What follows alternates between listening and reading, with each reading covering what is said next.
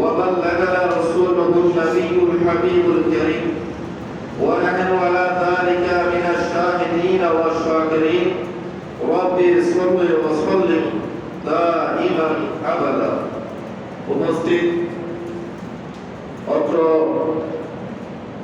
হযরতে বদশাহ ফকির রহমাতুল্লাহ আলাইহি জামে মসজিদের সম্মানিত আমার শ্রদ্ধেয় মুসল্লিবৃন্দ, সকলকে আন্তরিক মোবারকবাদ জানাচ্ছি। আল্লাহ সুবহানাহু ওয়া তাআলা আজকের জুমায় আমরা যারা হাজির দিয়েছি আল্লাহর দরবারে শুকরিয়া আদায় করি আলহামদুলিল্লাহ। লক্ষ কোটি বেশুমার দরুদ সালামে হাদিয়া নাজরানা পেশ করছি দুজাহানের বাদশাহ নবী দু জাহান সরওয়ারে কায়নাত আশরাফুল আম্বিয়া সাইয়্যিদুল মুরসালিন নবী মুহাম্মদ রাসূলুল্লাহ সাল্লাল্লাহু আলাইহি ওয়াসাল্লাম এবং সমস্ত সাহাবায়ে কেরামের রওজায়ে আকদাসে সালাম পেশ করছি। বাংলার কাছে সমস্ত আউলিয়া কেরাম মুমিন মুমিনাত বিশেষত হযরতে বাদশাহ আলী ফকির রহমাতুল্লাহ আলাইহি শ্রদ্ধা করে স্মরণ করছি। আপনারা যারা আজকের জুমায় উপস্থিত হয়েছেন, আল্লাহ সুবহানাহু ওয়া তাআলা আজকের জুমার উসিলায় আল্লাহ আমাদের হায়াতের মধ্যে কোটি কোটি বরকত দান করে বলবেন আমিন। আমরা যে পেশার মধ্যে নিয়ে যদি আসি, আল্লাহ যেন আমাদের রিজিকের মধ্যে অফুরন্ত বরকত নসিব করেন বলবেন আমিন।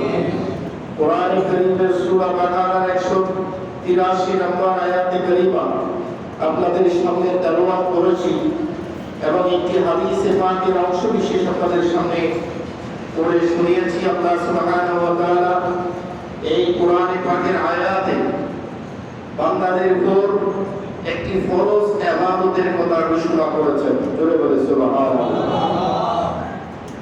আল্লাহর নবী সাল্লাল্লাহু আলাইহি ওয়াসাল্লাম হাদিসে পাকে ارشاد করেন, বুনিয়াল ইসলামু আলা খামসিন শাহাদাতু আল্লা ইলাহা ইল্লাল্লাহ ওয়া আন্না মুহাম্মাদার রাসূলুল্লাহ সাল্লাল্লাহু আলাইহি ওয়াসাল্লাম। জোরে বলে সুবহানাল্লাহ।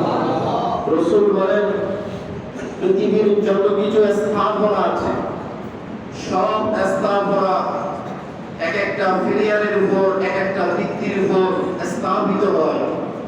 মানুষ একটা বিল্ডিং তৈরি করতে চাইলে মানুষের ফিলিয়ার নির্মাণ করতে হয়, খুঁটি নির্মাণ করতে হয়। যেই খুঁটির উপর আপনার বিল্ডিং গুলো টিকে থাকবে। আল্লাহর নবী বলেন, দ্বীন ইসলাম টিকে থাকার জন্য আল্লাহ সুবহানাহু ওয়া তাআলা পাঁচটি খুঁটির ব্যবস্থা করেছেন। সুবহানাল্লাহ। নাম্বার 1 শাহাদাতু আল্লা ইলাহা ইল্লাল্লাহ ওয়া আন্না মুহাম্মাদার রাসূলুল্লাহ। নাম্বার খুঁটি হলো, ভিত্তি হলো, যেটা ইসলামের মূল খুঁটি, সেটা হলো আল্লাহর রাসূলের উপর বিশ্বাস স্থাপন করা। সুবহানাল্লাহ। এই বিশ্বাসের ভিত্তি যখন মজবুত হয়, বাকি আরো 4টা ভিত্তি স্থাপন করা হয়েছে। একটি হচ্ছে নামাজ, রোজা, হজ, যাকাত। এই 4টি সহ 5টি ভিত্তির মাধ্যমে আল্লাহ দ্বীন ইসলামকে পৃথিবীর মধ্যে স্থাপন করেছেন। অন্যতম একটি ইবাদত হলো, ভিত্তি হলো রমজানের রোজা। এই রমজানের রোজা একজন প্রাপ্তবয়স্ক মুসলমানের উপর আল্লাহ সুবহানাহু ওয়া তাআলা ফরজ করেছেন। সুবহানাল্লাহ। আমরা বড় ভাগ্যবান, আল্লাহ যদি তৌফিক দান করেন আর কয়েকটা দিন পরে আমাদের সামনে মাহে রমজানুল মুবারক উপস্থিত হবে। আমাদের উচিত শারীরিক মানসিকভাবে আমাদের প্রস্তুতি গ্রহণ করা, নিজেকে তৈরি করে রাখা, যাতে আল্লাহ সুবহানাহু ওয়া তাআলার এই আতিবস্যার এই দায়িত্ব যেন আমরা পালন করতে পারি। আল্লাহ আমাদেরকে তৌফিক দান করুন।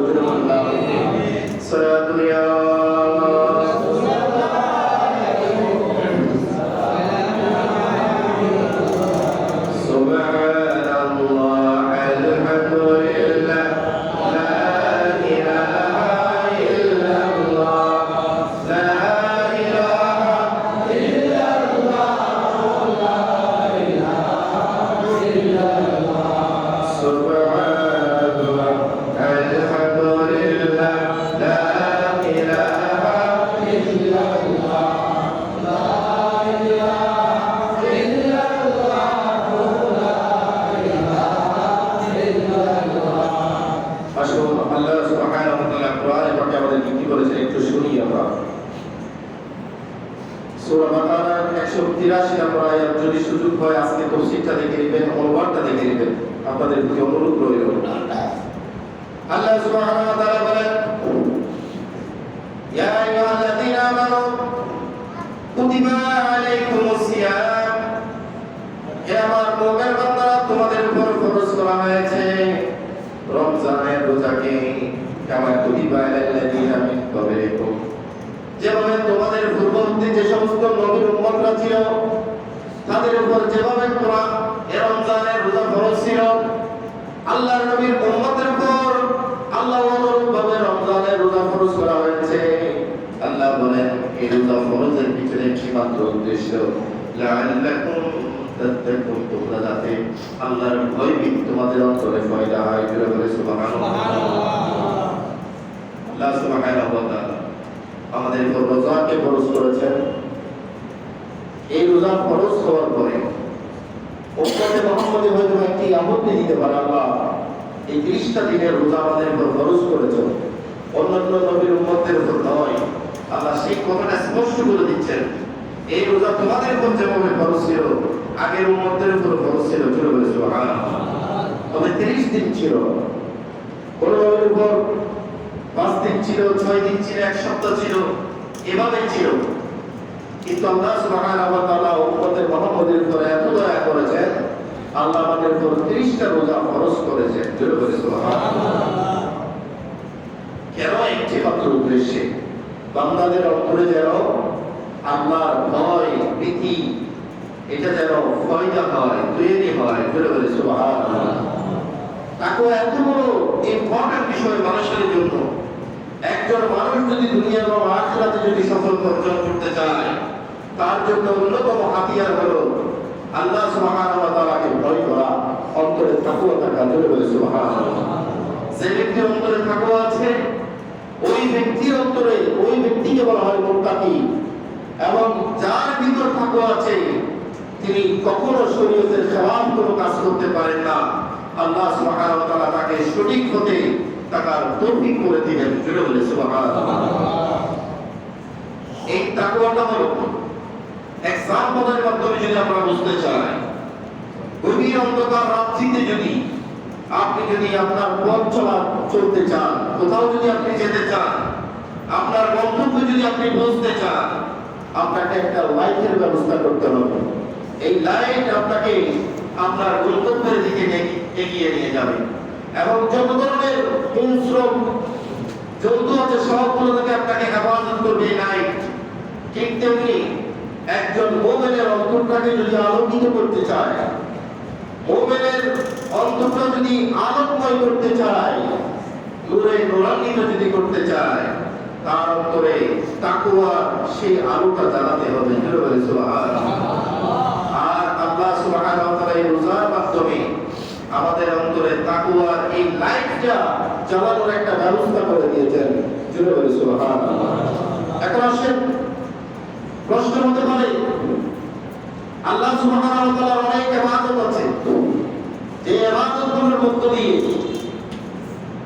মানুষ তাকওয়া অর্জন করতে পারে। কোরআনে কারীমের তেলাওয়াত করলে মানুষের অন্তরে তাকওয়া অর্জন হয়, নামাজ পড়লে মানুষের অন্তরে তাকওয়া অর্জন হয়, দু চোখের পানি যদি ছেড়ে দেয় তাকওয়া অর্জন হয়, দান সদকার মাধ্যমে তাকওয়া অর্জন হয়, হজ আদায় করতে গেলে সেখানেও তাকওয়া অর্জন হয়।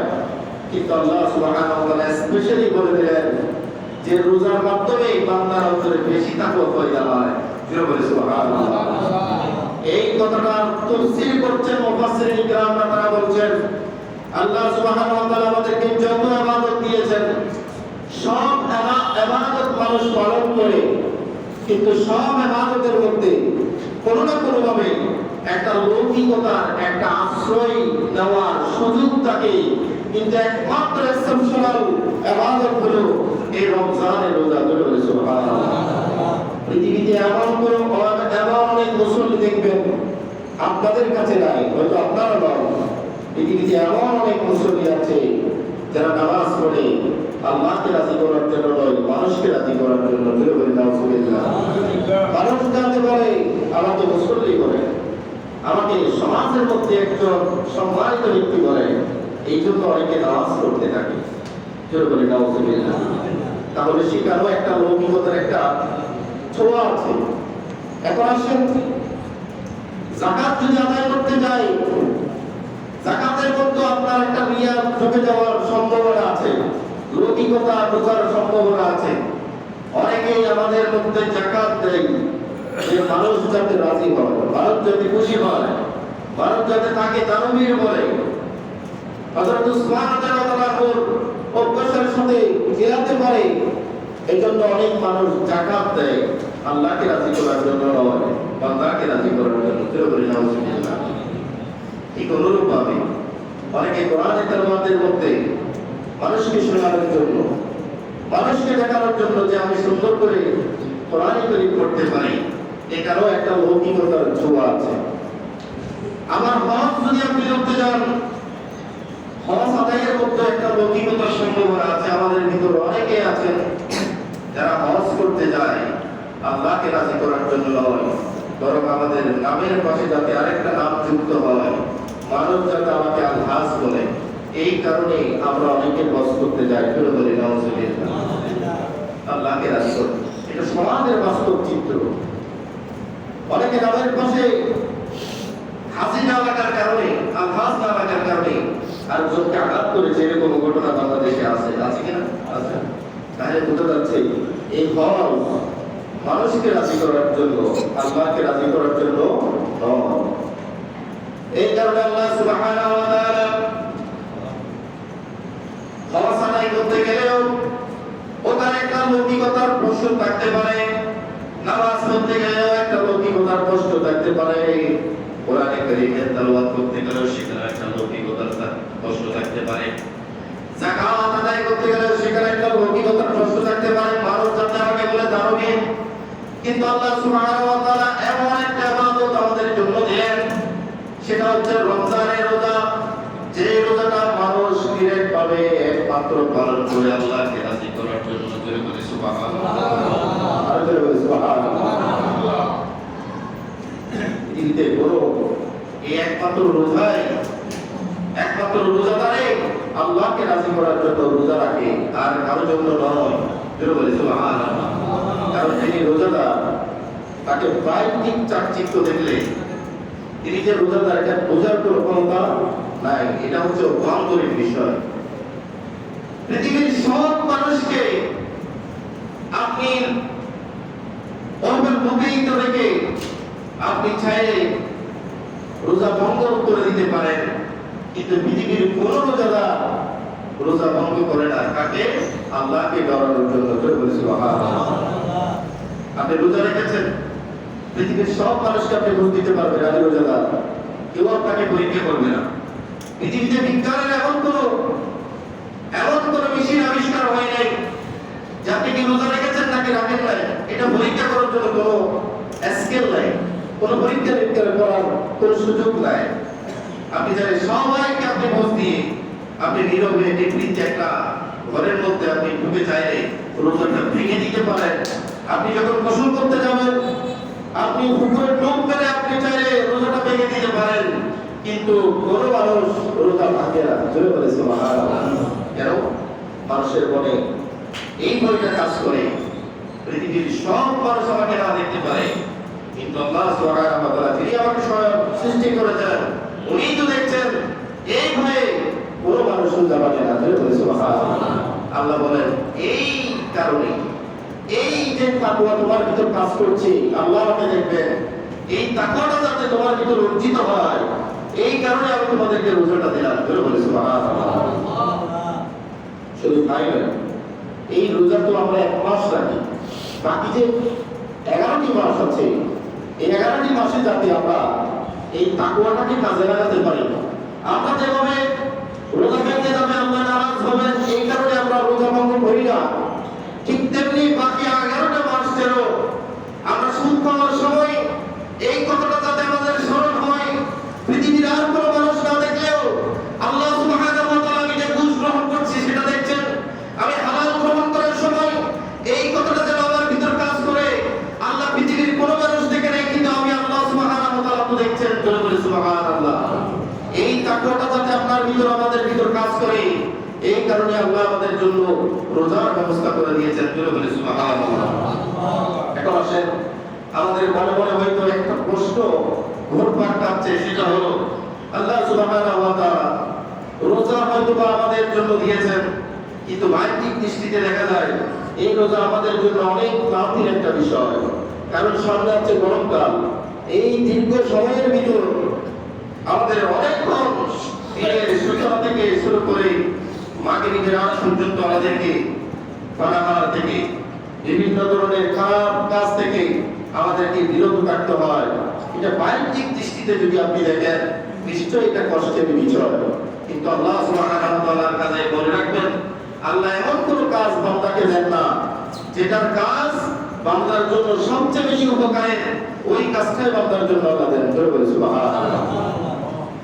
খুবই চমৎকার একটি তথ্য হযরতে জালালউদ্দিন রুমি রাহমাতুল্লাহ তিনি বলছেন, ওনার একটা কিতাবে পেয়েছি, উনি বলছেন পৃথিবীতে যখন বৃষ্টি হয়, এই বৃষ্টি কোনো মানুষের জন্য উপকার হয়, কোনো মানুষের জন্য বিরক্তির কারণ হয়, কিন্তু তিনি এই কথাটা নিশ্চিত করে বলেছেন, আল্লাহ সুবহানাহু ওয়া তাআলা পৃথিবীতে একটা বৃষ্টির ফোঁটা ফেলেন না যেখানে বান্দার জন্য বৃষ্টিটার প্রয়োজন নাই, ওখানে আল্লাহ বৃষ্টি দেন না। বলে সুবহানাল্লাহ। আপনি বাহ্যিক দৃষ্টিতে দেখছেন হয়তো বন্যা হচ্ছে, সাইক্লোন হচ্ছে, চারদিকে ডুবে যাচ্ছে। হযরতে জালালউদ্দিন রুমি রাহমাতুল্লাহ বলছেন, এই যে জমির নিচে যে পাতাল আছে, এই পাতালের মধ্যে আল্লাহ সুবহানাহু ওয়া তাআলা পানি কালেকশন করে রাখেন সারাটা বছর যাতে বান্দারা পান করতে পারে। এই পানির অভাব দেখা দিয়েছে, এই কারণে আসমান থেকে বৃষ্টি হচ্ছে। বলে সুবহানাল্লাহ। এটা যদিও বা বাহ্যিক দৃষ্টিতে আপনার জন্য ক্ষতির কারণ হচ্ছে, বিরক্তির কারণ হচ্ছে, আদৌ কিন্তু এটা আপনার বিরক্তির জন্য নয়, বরং আপনার লাভের জন্য। বলে সুবহানাল্লাহ। ঠিক তেমনি ভাবে এই রমজানের রোজা নিশ্চয়ই আমাদের জন্য বাহ্যিক দৃষ্টিতে একটু কষ্টকর হবে। সারাদিন আপনি উপোস থাকবেন, আপনাকে নানা দিকে আপনাকে খারাপ কাজ থেকে আপনাকে বিরত থাকতে হবে, হালাল রিজিক আপনাকে অন্বেষণ করতে হবে, আপনাকে অশ্লীল কাজ কারবার থেকে বিরত থাকতে হবে। এটা যদিও বাহ্যিক দৃষ্টিতে আপনার জন্য কষ্টকর হয়, কিন্তু আল্লাহ সুবহানাহু ওয়া তাআলা এটার ভিতর আপনার জন্য মহা পুরস্কারের ব্যবস্থা রেখেছেন। বলে সুবহানাল্লাহ। আল্লাহ বলে সুবহানাল্লাহ। সালাতু ইয়া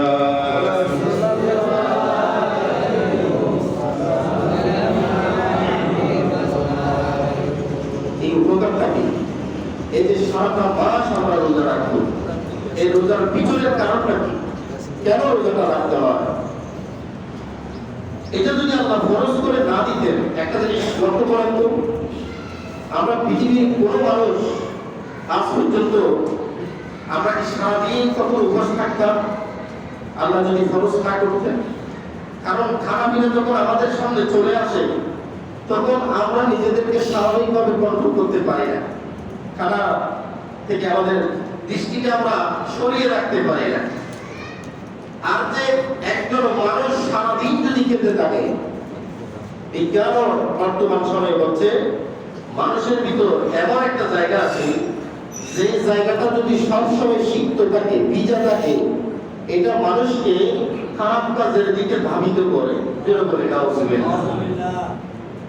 আপনি মনে যখন চাইছেন খেয়েছেন, মনে যখন চাইছেন খেয়েছেন, আপনি যদি এভাবে চলতে থাকেন, একদিন আপনাকে এই অন্তরটা আপনাকে নির্দেশ করবে এই খারাপ কাজের দিকে যাও, এটা তোমার জন্য কল্যাণের হবে, আপনি সেদিকে ঝুঁকে যাবেন।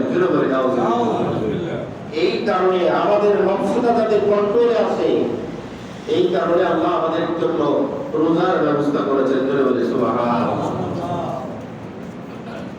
হযরত আব্দুল কাদের জিলানী রাদিয়াল্লাহু তাআলা উনি একটি নামাজ পড়ছিলেন, নামাজের মধ্যে হঠাৎ করে ওনার মনে আসলো, ওনার মনে চাচ্ছে একটু ঠান্ডা পানি তিনি খাবেন। বলে সুবহানাল্লাহ। উনি নামাজ শেষ করলেন, নামাজ শেষ করার পরে উনি ঠান্ডা পানির বদলে গরম গরম পানি খেলেন এবং নফসকে বললেন, কেন তুমি আমি আল্লাহর সাথে যখন সাক্ষাৎ করতে যাচ্ছি তখন তুমি ঠান্ডা পানি চাইলে, আজকে তুমি আমার কন্ট্রোলের বাইরে যেতে চাইছিলে, আজকে তুমি ঠান্ডা পানির বদলে গরম পানি খাও। উনি গরম পানি খাওয়াইয়া নিজের নফসটাকে কন্ট্রোলে রাখার চেষ্টা করেছেন। সুবহানাল্লাহ। এজন্য বিজ্ঞান আমাদের বলছে মানুষের ভিতরে মানুষের যে খারাপ কাজের একটা প্রবণতা আছে, এই নফসে আম্মারাকে যদি আমরা কন্ট্রোল করতে চাই, পুরোপুরি নিয়ন্ত্রণে আসতে চাই, এই জন্য আমাদের মাঝে মাঝে উপোস থাকা প্রয়োজন। সুবহানাল্লাহ। সবচেয়ে মজার বিষয় কি জানেন? এই যে আমরা রোজা রাখি, এটা ভিন্ন ভিন্ন যারা ধর্মাবলম্বী আছে এরও বর্তমানে বিভিন্নভাবে তারাও উপোস থাকে। এটা যদিও এটার নাম ভিন্ন দিয়েছে, তারা রোজা দেয় নাই, কিন্তু এটার মূল সূত্র নিয়েছে মুসলমানদের থেকে। সুবহানাল্লাহ।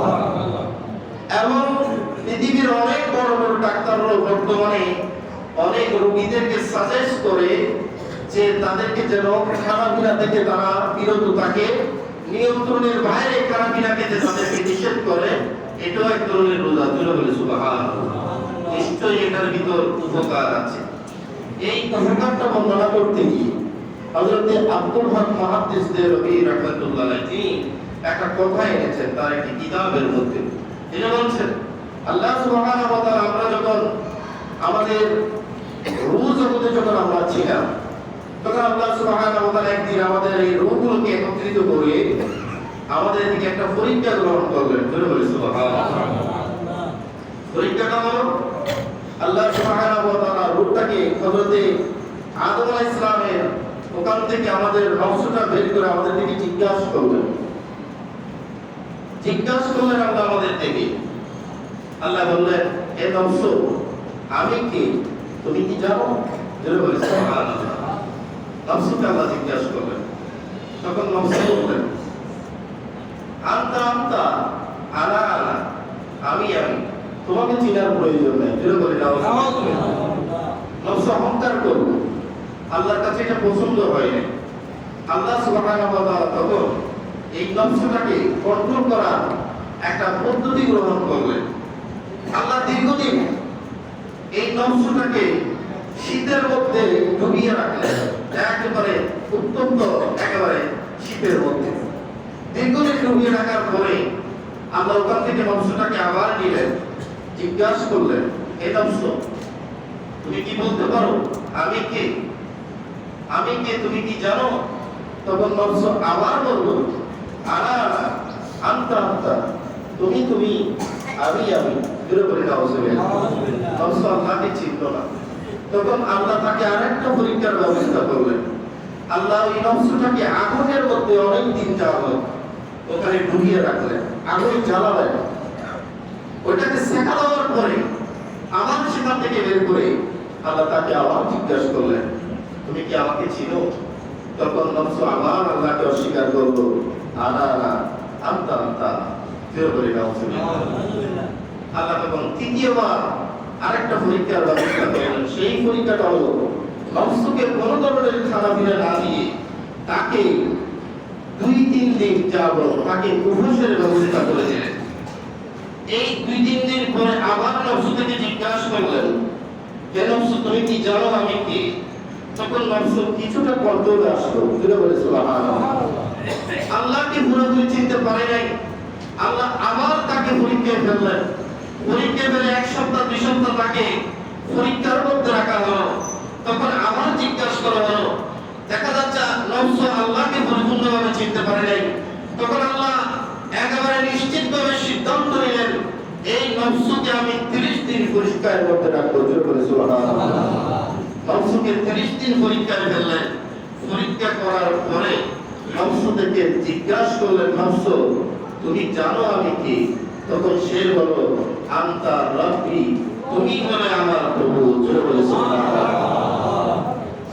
এই জন্য আল্লাহ নিশ্চিতভাবে আমাদের উপর 30টা রোজা ফরজ করলেন, যাতে 30 দিন রোজা রাখার মাধ্যমে এই নফসটা যাতে পরিপূর্ণরূপে আল্লাহ সুবহানাহু ওয়া তাআলার পথে চলে আসে এবং তাকওয়া অর্জন হয়। এই তাকওয়ার মাধ্যমে বাকি যে 11 মাস আছে আমার বান্দারা যাতে সুষ্ঠুভাবে তারা চলতে পারে। সুবহানাল্লাহ। সালাতু ইয়া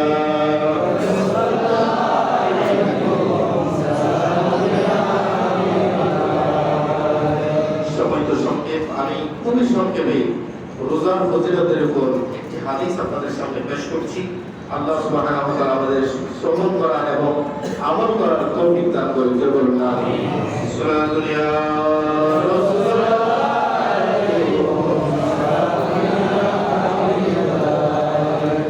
রাসূল পাক সাল্লাল্লাহু আলাইহি ওয়াসাল্লামের একটি হাদিস মনোযোগ সহকারে শুনুন। হযরত আবু হুরায়রা রাদিয়াল্লাহু তাআলা থেকে তিনি বলেন, আল্লাহর নবী সাল্লাল্লাহু আলাইহি ওয়াসাল্লাম নূরানি ভাবে ইরশাদ করেছেন, আতাইতু উম্মতি ফি শাহরি রমাদান। আল্লাহ সুবহানাহু ওয়া তাআলা আমার উম্মতদেরকে রমজান মাসের রোজাকে দান করেছেন। জোরে বলে সুবহানাল্লাহ। খামসু খিসালিন লাম তুতা উম্মাতা ক্বাবলাহু। আমার উম্মতদেরকে আল্লাহ সুবহানাহু ওয়া তাআলা স্পেশাল 5টি নিয়ামত দান করেছেন, যেটা অন্য কোনো নবীর উম্মতদেরকে দান করা হয়নি। জোরে বলে সুবহানাল্লাহ। সেটা হচ্ছে আমাদের এই 5টি নিয়ামত কি? এই রমজানে রাসূল আমাদেরকে 5টি নিয়ামতের ব্যবস্থা করে দিয়েছেন। একটি নিয়ামত হলো যে লা খুলুফু ফামি সিয়ামি আতিয়াবু ইনদাল্লাহ মিন রিহিল মিসকি। জোরে বলে সুবহানাল্লাহ। এক নম্বরে নিয়ামত হলো যে আল্লাহ সুবহানাহু ওয়া তাআলা এই বান্দাগণ যখন রোজা রাখবে, সারা দিন রোজা রাখার পরে যেহেতু সারা দিন পানাহার থেকে আমাদেরকে বিরত থাকতে হয়, সাধারণত আমাদের মুখ দিয়ে স্বাভাবিকভাবে দুর্গন্ধ বের হয়। আমরা বারে বারে আমাদের মুখগুলো পরিষ্কার করি। এই দুর্গন্ধ দুনিয়ার মানুষ কেউ শুনতে চায় না, কিন্তু আল্লাহ সুবহানাহু ওয়া তাআলা বলেন, আমার যে সমস্ত বান্দারা রোজা রাখে তাদের মুখ দিয়ে যে দুর্গন্ধটা বের হয়, পৃথিবীর কোনো মানুষ এটাকে পছন্দ না করলেও আমি আল্লাহর কাছে এটা মেশকা আম্বরের চেয়ে বেশি খুশি। কত বড় ফজিলত! এক নম্বর নিয়ামত। দ্বিতীয় নম্বর নিয়ামত হলো ওয়াতুস্তাগফারু লাহুম আল মালায়েকা। তাদের জন্য ফেরেশতারা সব সময় তাদের জন্য গুনাহ মাফ চাইতে থাকে। জোরে বলে সুবহানাল্লাহ। কতক্ষণ? হাত্তা ইফতিরু, যখন তারা ইফতার করার আগ পর্যন্ত সারা দিন রোজা রাখবে। এই যে আপনার রোজাটা যখন থেকে শুরু যখন শেষ হবে, এই যে মাঝখানের ভিডিওটা, এই সময়ের মধ্যে ফেরেশতারাও বান্দার জন্য গুনাহ মাফ চাইবে। জোরে বলে সুবহানাল্লাহ। আপনাকে কষ্ট দিবে না, যেটা আপনি সারাদিন রোজা রেখেছেন। অনেক সময় দেখা যায় একজন রোজাদার মানুষ তার মুখ দিয়ে কোনো আওয়াজই বের হয় না, ক্লান্তি পরিশ্রম করে, কিন্তু আল্লাহ বলেন তোমাকে কষ্ট করে কোন ধরনের জিকির করার দরকার নেই। তোমার ভক্ত হয়ে গুনাহ মাফ হওয়ার জন্য আমি শত শত ফেরেশতা সৃষ্টি করে রেখেছি। তোমার জবানটা নড়াচড়া করার দরকার নাই, তারাই তোমার ভক্ত হয়ে তোমার জন্য গুনাহ মাফ চাইবে। জোরে বলে সুবহানাল্লাহ। দুই নম্বরে নিয়ামত। তিন নম্বরে নিয়ামত হলো ওয়াতাসফিলু ফীহি মারাদাতুশ শায়াতিন। এই রমজান মাসে আল্লাহ সুবহানাহু ওয়া তাআলা যেই শয়তানগুলো আমাদের জন্য সব সময় ধোঁকাবাজি করে, আমাদের জন্য সব সময় খারাপ পথে নির্দেশ করে, এই সমস্ত শয়তানকে আল্লাহ বন্দী করে রাখবেন। এখন আপনাদের প্রশ্ন থাকতে পারে যে রমজান মাসে কি অপরাধ হয় না? তাহলে শয়তানকে যদি বন্ধ করে রাখা হয়, এই শয়তানি কাজগুলো করে কারা? এই যে বর্তমানে এই যে আমাদের বাজার দ্রব্যমূল্য, এগুলো দেখবেন হঠাৎ করে বেড়ে গেছে, মানুষের জন্য আযাবের কারণ হয়ে দাঁড়ায়। অশ্লীলতা হয়, বিনা করা হয়, এগুলো কেমনে হয়? শয়তানকে যদি বন্দী করা হয়। এটা হয় এই জন্য মুহাদ্দিসিনে কেরামরা বলছেন, মানবদের সারা 12 মাস যে অপরাধ করেছে, এই অপরাধের একটা অভ্যাস তাদের কিন্তু থেকে যায়। শয়তানকে আল্লাহ বন্ধ করে রাখে, কিন্তু তাদের অভ্যাসের কারণে এই কাজটা হয়। চলে বলি নাউযুবিল্লাহ। 3 নম্বরে গেল। 4 নম্বরে আল্লাহ রাসূল সাল্লাল্লাহু আলাইহি ওয়াসাল্লাম বলেন, ওয়া ইউযায়্যিনুল্লাহু লাহু কুল্লা ইয়াউমিন জান্নাতিহি। এই যে 30টা দিন মানুষটা রোজা রাখে, মানুষ এদিকে রোজা রাখে, আল্লাহ সুবহানাহু ওয়া তাআলা বসে থাকেন না। আল্লাহও একটা কাজ করেন, সেটা হলো জান্নাতকে আল্লাহ সুসজ্জিত করেন। সুবহানাল্লাহ। জান্নাতকে আল্লাহ সাজান। আমার এই বান্দাগুলো একদিন রোজা পালন করে আমার কাছে আসবে, তাদেরকে তো একটা সুন্দর একটা উপহার আমাকে দিতে হবে। সেই উপহারটা কি হতে পারে? আল্লাহ সুবহানাহু ওয়া তাআলা বলেন, পৃথিবীর যত ইবাদত বান্দারা করে সব ইবাদতের মধ্যে একটা লৌকিকতার সম্ভাবনা থাকতে পারে, কিন্তু রোজা এমন একটা ইবাদত যে রোজার ইবাদতের পুরস্কার আমি আল্লাহ নিজেই দিই। সুবহানাল্লাহ। এজন্য আল্লাহ রাসূল আল্লাহ সুবহানাহু ওয়া তাআলা হাদিসে কুদসিতে বলেন, আস-সাওমু লি ওয়া আনা আজজি বিহি। এই রোজা আমার জন্য, শুধুমাত্র আমার জন্যই রাখা হয়, আর এই পুরস্কার আমি আল্লাহ নিজের কুদরতি হাতে আমার বান্দাকে দিই। এই কথাটা ব্যাখ্যা করতে গিয়ে যারা মুহাদ্দিসিন ইকরাম তারা বলছেন, খুবই চমৎকার ভাবে বলছেন, আল্লাহ সুবহানাহু ওয়া তাআলা কাল কিয়ামতের ময়দানে যারা অন্যের হক খায়, তাদের হকগুলো তাদের আমলনামাটা থেকে নিয়ে আল্লাহ ওই বান্দাকে ফেরত দেবেন। কারণ কারো পরের হক আল্লাহ মাফ করবেন না, আল্লাহ ওই বান্দার উপর ছেড়ে দিবেন। ওই বান্দার যত দাবি থাকবে ওই দাবিটা তার আমলনামা থেকে এগুলো দিয়ে দেওয়া হবে। কিন্তু একটি আমল থাকবে যে আমল আল্লাহ কখনো ছিনিয়ে দিবেন না বান্দার আমল থেকে। জোরে বলে সুবহানাল্লাহ। বান্দার সমস্ত আমল যদি চিনিয়ে নেন, তার কাছে যদি মিজানের পাল্লায় দেওয়ার মতো যদি কিছু নাও থাকে, আল্লাহ সুবহানাহু ওয়া তাআলা এমন একটা ইবাদত আমাদের জন্য রেখেছেন যে ইবাদতটা হলো রোজা। আল্লাহ বলবেন, তুমি সমস্ত আমলের উপর আঘাত করতে পারো, তোমার হকগুলো নিয়ে যেতে পারো, কিন্তু এই রোজাটা আমার জন্য রেখেছে, আমি তার জন্য এটা রিজার্ভ রেখেছি, এটার পুরস্কার আমি আল্লাহ তাকে দিব। জোরে বলে সুবহানাল্লাহ। সারা পৃথিবীর মানুষ যদি আমল শূন্য হয়ে যায়, এই একটা আমলের মাধ্যমে মিজানের পাল্লায় আল্লাহ ভারী করে দিবেন। এমন একটা গুরুত্বপূর্ণ ইবাদত যদি আমরা না রাখি, তাহলে আল্লাহর শুকরিয়া আদায় হবে না। একটি জিনিস চিন্তা করে দেখুন, পৃথিবীতে এমন অনেক মানুষ আছে যারা না খেয়ে থাকে, পানাহার করতে পারে না, খেতে পারে না, অথবা দিনে এনে দিনে খায়। এই যে সারা বছর মানুষগুলো কষ্ট করে, আল্লাহ তো আমাদেরকে কষ্ট রাখতে পারতেন না। এই কারণে হযরতে ওমর রাদিয়াল্লাহু তাআলা আনহু তিনি ইচ্ছা করে মাঝে মাঝে রোজা রাখতেন। কারণ উনি বলতেন, আমাকে আল্লাহ অর্ধ পৃথিবীর শাসক করেছে, আমাকে নিয়ামতের অনেক সম্পত্তি আল্লাহ দিয়েছে, আমি তো গরিবের অভাব বুঝতে পারি না। এই কারণে তিনি মাঝে মাঝে ইচ্ছা করে রোজা রাখতেন। জোরে বলে সুবহানাল্লাহ। যাতে খোদার ধারণাটা তিনি বুঝতে পারেন, খোদার যন্ত্রণাটা কি হতে পারে সেটা যাতে বুঝতে পারেন। সাহাবায়ে কেরামের যদি এই অভ্যাস থাকে, আমরা তো একটু চেষ্টা করতে পারি। আল্লাহ আমাদেরকে তৌফিক দান করে করবেন। আমিন। সালাতু ইয়া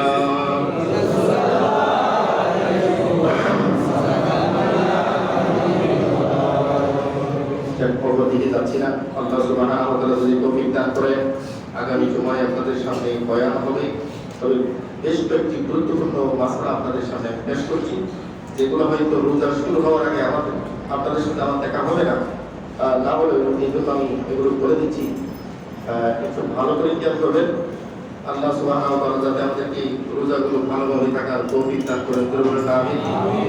এবং চেষ্টা করবেন এই রোজা যারা প্রাপ্তবয়স্ক মুসলমান তাদের উপর কি বলেন সবাই ফরজ, তাদের উপর ফরজ। রোজাটা এমন একটা ইবাদত, ফরজ এমন একটা ইবাদত যে ইবাদতের কোনো কাফারা নাই। মান লাহু কাফারা, যার কোনো কাফারাই নেই, সেটা হচ্ছে রোজা।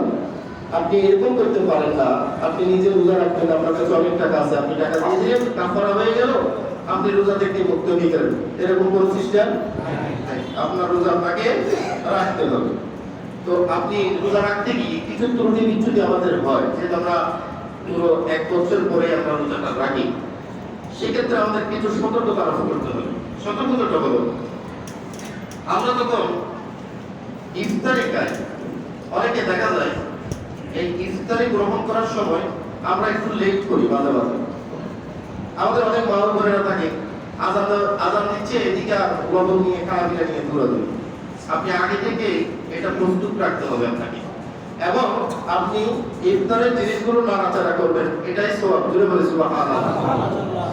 আল্লাহ ফেরেশতাদেরকে এটা দেখান, ফেরেশতাদেরকে বলেন, তোমরা একদিন বলেছিলে এই বান্দাগুলোকে সৃষ্টি না করার জন্য, তারা দুনিয়াতে গিয়ে মারামারি করবে। দেখো আজকে তারা খাওয়ার সামনে কিন্তু খাচ্ছে না, তারা খাইতে পারে কিন্তু আমি আল্লাহকে ভয় করে তারা খাচ্ছে না। জোরে বলে সুবহানাল্লাহ।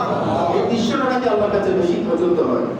ওই সময় ইফতারি যত দ্রুত পারেন ততই আগে ভাগে করার চেষ্টা করবেন। আজান দেওয়ার সাথে সাথে, সময় হওয়ার সাথে সাথে আপনি ইফতার করবেন, এটা হাদিস শরীফ আছে। আর সাহারি গ্রহণ করার সময়, এই শব্দটা কিন্তু আমাদের দেশে বহু প্রচলিত হয়। অনেকে বলে সেহেরি নয়, শব্দটা কি হবে? সাহারি। বলেন না কি হবে? সেহেরি মানে জাদু করা, তোলা করা, এটা সেহেরি নয়, সাহারি হবে। সাহারি এটা একটু লেটে শেষ করবেন, ইফতার তাড়াতাড়ি করবেন আর সাহারি কি করবেন একটু লেট। লেট মানে কি রকম? আমাদের দেশে অনেকে আছে মসজিদের আযান যতক্ষণ শেষ না হয় আমি ততক্ষণ কামিয়া চালাইতে থাকবো, এরকম? এটা কি না, মনে রাখবেন সুবহ সাদিকের সময় যে আযান হয় এই আযানের সাথে রোজার সাথে কোনো সম্পর্ক নাই। এটা কিসের আযান? নামাজের। এটা তো শুধু রমজানে না, অপর মাসেও যেটা দেওয়া হতো। এটা হচ্ছে রমজানের সাথে কোনো রিলেটেড নেই। এটা আযানের জন্য দেওয়া হয়। আপনি ক্যালেন্ডার আছে, ক্যালেন্ডার দেখে জাস্ট টাইমে আপনাকে শেষ করতে হবে। অনেকে আমাদের দেশে, আমি এখনো আছে আমাদের দেশে, যে মসজিদের আযান যতক্ষণ শেষ হয় চলতে থাকে, আযান শেষ করতে ততক্ষণ 2 মিনিট সময় আছে। ওই সময় আমি একটু ফান্ডাল খাই, সিগারেট টিকেট খাই, ওই শেষ করেই আমি শেষ করবো। আমি মসজিদকে বলবো আযান একটু আপনি বাড়ি করে দিবেন, তাড়াতাড়ি শেষ করেন। এটা আযানের সাথে কোনো সম্পর্ক নেই, মনে রাখবেন এটা। আচ্ছা, একটা গেল। আরেকটা হলো রমজানের রোজা রাখার সময় অনেক সময় আমরা ভুলক্রমে কোনো কিছু আমরা আহার করে ফেলি, বুঝলেন? এরকম হয় না? হয়। হাদিস শরীফে আছে বান্দারা যখন ভুল করে কোনো একটা কিছু আহার করে তখন তাদের রোজা ভাঙে না। আল্লাহ নাকি মাঝে মাঝে ফোন করিয়ে বান্দাকে এরকম করে আহার করার জন্য বলে সুবহানাল্লাহ। হয়তো এটা আল্লাহর একটা হিকমত, ওই বান্দার ভিতরে কোনো একটা ঘাটতি আছে শারীরিকভাবে, এটা পূরণ করার জন্য আল্লাহ এই ফোনটা তার মাধ্যমে করা। এবং আল্লাহ রাসূল সাল্লাল্লাহু আলাইহি ওয়াসাল্লাম বলেন এই খানাটা তুমি খাও নাই, আল্লাহ তোমাকে আহার করিয়েছেন। এটা করার পর আমরা করি কি, আমার যে ভুল হয়ে গেছে এরপর আপনি আবার ইচ্ছা করে আহার করেন। প্রথমবার ভুলের কারণে আপনার রোজা ভাঙে নাই, দ্বিতীয়বার আহার করার কারণে আপনার রোজাটা ভেঙে গেল। তাহলে রোজাটা আপনি নিজেই ভাঙছেন। এই কারণে খবরদার, কেউ ভুল করলে যদি কিছু দিয়ে ফেলেন স্মরণে আসার সাথে সাথে ফেলে দিবেন, এটা ফেলে দিবেন, কুলি করে ফেলবেন, বাস আপনার রোজাটা যথাযথভাবে আদায় করুন। আরো অনেক মাসলা আছে, ইনশাআল্লাহ আপনাদের সামনে বলবো। একটি প্রশ্ন আসছে আপনাদের সামনে, সেই প্রশ্নটা হলো যে আমরা অনেক সময় বিভিন্ন এই যে লিফলেটে বিভিন্ন পোস্টারে এই 11 দেখা যাচ্ছে, দেখেন এই বিসমিল্লাহটা ব্যবহার করা হচ্ছে কিনা? হচ্ছে না? এটা নির্দিষ্ট করে আমি কাউকে বলছি না, এটার ব্যাপারে তাদের জবাব চেয়েছে আমার থেকে। এই বিষয়টা মনে রাখবেন, এখানে যে জিনিসটা রাস্তাঘাটে পড়ে এই ক্ষেত্রে আপনি চেষ্টা করবেন বিসমিল্লাহ ব্যবহার না করার জন্য। কথা বুঝতে পারছেন? বিসমিল্লাহর বদলে একটা আফজাল একটা সংখ্যা আছে 786, এটা মানে হচ্ছে বিসমিল্লাহ বোঝায়, এটা আফজাল শব্দ বলা হয়। আপনি যদি ইচ্ছা হয় আপনারা এটা ব্যবহার করতে পারেন, এটা রফু করতে এটা বিসমিল্লাহ বোঝায়, কিন্তু আপনি সরাসরি বিসমিল্লাহটা ব্যবহার না করার চেষ্টা করবেন, কারণ এটা আপনার বেয়াদবি হয় এক ধরনের। আর আমার হয় যদি কেউ যদি এইরকম পোস্টার পান তাহলে এটাকে সসম্মানে আপনি নিয়ে এটা কোনো পুকুরে অথবা কোনো এক জায়গায় এটা ফেলে দিবেন, এটাকে ইজ্জত করবেন, আল্লাহ বরকত দিবে। আমি করি সবাই আমিন। এরকম একজন জানাবী মহিলা এই বিসমিল্লাহকে সম্মান করার কারণে উনি ব্যস্তভাষী হয়েছেন, সুবহানাল্লাহ। মাসলাটা একটু খেয়াল রাখবেন। আরেকটা বিষয় হচ্ছে, আমি একটু আহ্বান জানাবো, আগামী প্রথম রোজা অথবা সোমবার কিংবা মঙ্গলবার থেকে স্টার্ট হবে, আমরা একটু চেষ্টা করবেন কয়েকটা আমল করার জন্য। পারেন তো? ইনশাআল্লাহ। 1 নম্বরের আমল থাকবে, আমাদের যে সবাইকে করে অনেক মা-বোনদেরকে বলবেন আপনারা প্রথম রোজা থেকে শুরু করে কোন একটা কোরআনের খতম শুরু করার চেষ্টা করবেন। পারবেন না? পারবেন না? কোরআনের খতম শুরু করার চেষ্টা করবেন এবং এটা এমনভাবে শেষ করবেন লাইলাতুল কদরের দিন যাতে এটা শেষ হয়। লাইলাতুল কদরের দিন যাতে শেষ হয়। কেন করবেন আমি বলবো এটা। এবং যারা কোরআন শরীফের খতম পারবেন না অন্তত একটা খতমের তাহলিল করতে পারেন। হ্যাঁ, নিজে পড়েন অথবা কোনো আলেম ওলামার মাধ্যমে যদি আপনি পড়ান আপনারা এটা লাইলাতুল কদরের আগে শেষ করবেন। এবং যারা শেষ করেছেন মা-বোনদের সকলের পক্ষ থেকে একটা নামের তালিকা যদি আপনারা দয়া করে আমাকে জমা দেন, ইনশাআল্লাহ আজিজ লাইলাতুল কদরের দিন আপনাদের সকলের জন্য দোয়া হবে। আলহামদুলিল্লাহ, এটা চেষ্টা করব। এবং সর্বশেষ একটা আবেদন জানিয়ে শেষ করছি, আমরা রোজার মধ্যে আসরের নামাজের পরে হাদিস শিক্ষার আসর করার একটু চেষ্টা করেছি, অনেকে হয়তো ছিলেন না, শুনেন নাই। এই বিষয়টা আমাদের জন্য একটা বড় উপকারের বিষয় হবে। আল্লাহ কবুল করুন, বলুন আমিন। আমি আহ্বান জানাবো আপনারা যদি সুযোগ হয় আসরের নামাজের পরে একটু করে বসবেন এবং আপনাদের সন্তান যারা আছে তাদেরকে একটু পাঠাবেন, পাঠাতে পারবেন না? আচ্ছা, এখানে কি ফুরকানি আছে? ফুরকানি থাকুক, ওখানে কি শিখাচ্ছে আমি জানি না, এটা শিখো, অসুবিধা নেই। আপনি একটু চেষ্টা করবেন, আমি সময় দেবো ইনশাআল্লাহ, যদি চেষ্টা করি সুযোগ হয় আপনাদের সন্তানগুলো এখানে পাঠাবেন। আমি চেষ্টা করবো তাদেরকে হাদিস শিখানো এবং মাসলা শিখানো এবং কোরআনে কারীমের যে তেলাওয়াত আছে এগুলো একটু প্র্যাকটিস করানো এবং নাম কেরাত, হামদ, মিলাদ ও কিয়াম এগুলো প্র্যাকটিস করানোর একটু চেষ্টা করব। পাঠাতে পারবেন না? ইনশাআল্লাহ ইনশাআল্লাহ পাঠাতে পারবেন না? অনুরূপ পাঠাও না, অথবা অনুভব নয় অনয় রুটিন নিয়ে শিখা হোক। আল্লাহর কবুল করুক, আমিন। ওয়া মা আলাইনা ইল্লাল